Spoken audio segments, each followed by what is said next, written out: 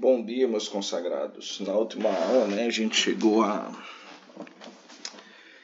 debater um pouco sobre os retificadores, A gente fez um retificador convencional e aprendemos aí que esse retificador ele bagunçava, o fator de potência, conteúdo harmônico da rede, Vou falar mais pausado hoje, gente. Tô bem rouco aí. E aí, a gente até deu uma pincelada também na aula passada sobre o que acontece com esse conversor quando a gente tem uma indutância na rede, uma indutância aí no sistema. E foi muito curioso, que a gente percebe o seguinte, que para um retificador de meia onda, a gente no semiciclo positivo o diodo vai conduzir, no negativo ele vai bloquear.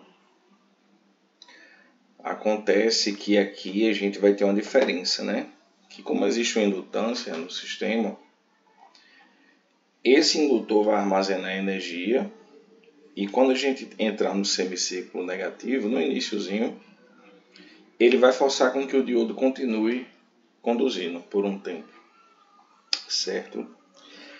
E aí isso vai causar uma não linearidade muito forte no sistema. Então aqui, nesses gráficos, a gente consegue ter um certo sentimento disso aí, Vamos lá, tensão da rede de entrada, VS aqui, onde eu estou passando com o mouse aqui, tá?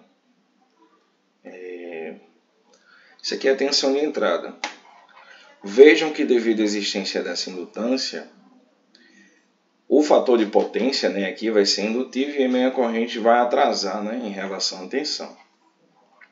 Então a gente vai ver aqui o início da tensão ou da corrente, atrasada. Veja que o pico da corrente acontece depois do pico da tensão, aqui, certo? Então vamos lá, vamos entender, Além disso, a gente pode olhar aqui a tensão em cima do indutor, tá? Vocês concordam que a tensão em cima do indutor é a tensão da rede menos a tensão da resistência, VS menos VR. Então a gente também pode analisar o que acontece com essa tensão aqui, tá? O que a gente pode ver também aqui, obviamente, é que a corrente elétrica, quando passar pela resistência, ela vai dar origem à tensão em cima da resistência. Então a corrente ela vai estar em fase com a tensão do resistor, Era o esperado aqui. Então, se a gente olhar a tensão VR aqui, nesse terceiro, essa forma de onda aqui, ela estará atrasada em relação a VS, porque ela não está em fase com a corrente. Então, a tensão VR é em fase com a corrente. Só que ela vai estar atrasada em relação à tensão de entrada. Tudo bem? Então, vamos lá. Enquanto eu tenho tensão positiva na entrada, semiciclo positivo, o meu diodo está conduzindo. Só que vejam, a tensão que vai ficar sobre o meu indutor é a diferença entre a tensão de entrada menos a tensão do resistor. É essa menos essa. Ou seja, vejam que aqui a tensão no meu indutor, aqui embaixo, ela vai crescendo. Aqui, à medida que eu tenho uma diferença maior, aqui a maior diferença de VL ou de VS e VR, eu atinjo o pico, a tensão no indutor. E depois ela vai diminuindo até que VR é igual a VS aqui, Quando as duas são iguais, tensão no indutor é zero, tá? Vai existir um momento em que a minha tensão agora VR é maior do que a tensão VL, ou VS, desculpa, tá? Então, nessa região aqui, depois desse tracejado, depois do T1, eu vou ter tensão negativa sobre o meu indutor, tá? Porque eu vou estar com VR maior do que o meu VS. Então, aqui a gente já tem um divisor de águas, A gente tem tensão positiva no indutor e depois tensão negativa. A gente já viu lá nos choppers, né, que tensão positiva a gente carrega e tensão negativa a gente descarrega o indutor, né? Então isso aqui é muito importante para nós. Mas vamos para um ponto de interesse aqui, que seria o seguinte: em T2, a gente vai ter a nulidade da tensão de entrada. E ela vai começar a ficar negativa. Só que essa tensão negativa não é suficiente para fazer o diodo abrir, bloquear. Então ele vai continuar conduzindo porque o indutor armazenou energia. Então o indutor vai forçar, né, o diodo a descarregar a energia armazenada nele.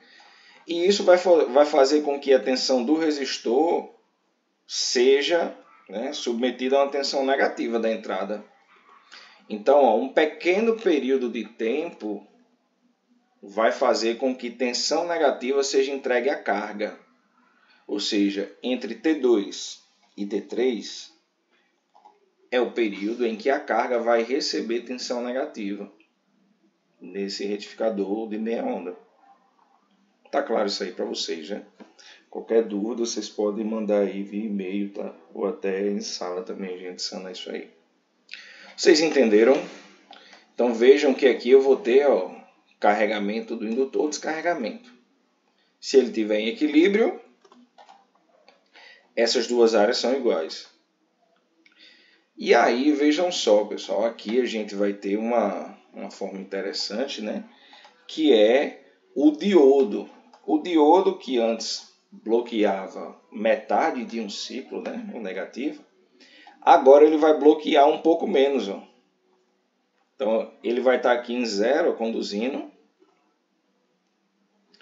E do nada ele não vai começar a conduzir aqui no 0. Ele já começa a conduzir um valor específico de tensão, ó, X volts em T3. Então vejam que ele vem do nada e do nada. Do nada e do nada, né? Ele vem conduzindo 0 e repentinamente ele começa a conduzir o valor da tensão de entrada, conduzir não, bloquear. Ele começa a bloquear, segurar a tensão de entrada no valor que a gente só vai saber a depender da indutância, né? Porque quanto maior for o indutor, maior vai ser esse atraso aí da abertura. Então vejam, né? Que esse indutor aqui, se ele for muito grande, esse atraso de fase aqui, ó, de corrente de tensão, vai ser grande. Quanto maior o atraso, mais tempo ele vai passar conduzindo energia com tensão negativa na carga, certo? Então colocar indutâncias grandes piora bastante, né? Além do fator de potência, vai piorar a distorção harmônica. Tudo bem, pessoal? Então, basicamente é isso.